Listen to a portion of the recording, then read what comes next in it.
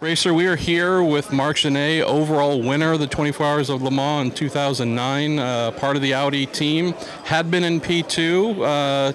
Tell me about getting the call. Obviously, we're horrified to see the crash. We're happy, clearly, to see Loic's fine. But tell me about getting the call that you're going to be in a slightly faster prototype this weekend.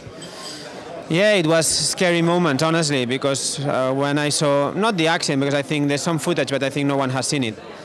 Or a few people have, if there is any footage anyway. But I knew exactly what happened because I had exactly the same accident in 2008. I know your body takes a big impact. So initially I was worried about Loic's health. Then when I got, after 10 minutes, they told me already, Audi told me, it's not life-threatening, you know, and that was the main thing. And from then on, then I went back to my LMP2 because I had a lot of work to do, you know. So it's, as I say, first thing was scary for Loic, thinking about Loic. When I heard Loic was okay, I knew this possibility of what happened was there, but I didn't think much because I was already too busy improving the LMP2 car. If I was speaking to a 21-year-old Marc Gene early in his career, I imagine a big change like this might have been disruptive, but for a veteran like yourself, is this something where you go, okay, I can do this? Yeah, honestly, yes. I mean, my contract is Audi. Audi loaned me to Jota, thinking that if ever something like that happens, racing with an LMP2 team would make you, I'll be readier, you know, on the racecraft especially.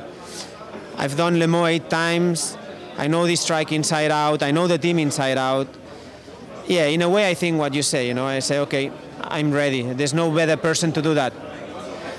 I would never do Loic's job, you know. Loic is more prepared than me, of course.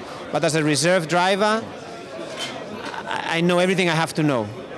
Therefore, I've been here before. I was reserve driver in Formula 1, and I replaced Ralf Schumacher in Formula 1. So I've been here before, and having 40 years of experience now, I'm 40-year-old, I think it's a much better age, this one, than if you are in the low 20s. Of course. Last question for you. How much time do you expect to get into the car today, knowing that we have a relatively short practice and straight into qualifying, so there's business that has to be done, you know, to get ready for the race itself, to also check the car, but you also want some laps too. Yeah, there's been a lot of red flags actually, you know. Last night it was a disaster. There was almost no running, so that's the only question mark we have, whether the track will be really green for 2 hours. The plan is for me to do around 15 laps in Q2. And then we'll see in Q3. It will not be enough, of course, but the more laps I can get, the better. Knowing that so far it's been a lot of accidents and a lot of things going on this year at Le Mans. I just need a few laps to forget about the LMP2, get used to the steering wheel, get used to all the buttons, a bit of the driving style because it's a little bit different with the fuel economy. Yeah. If I can get 15, 20 laps, I'll be happy enough for the race. All right, Racer, this isn't how Marc wants to be getting back into the P1 car for the race, but you couldn't choose a better guy to step in and step up for the team.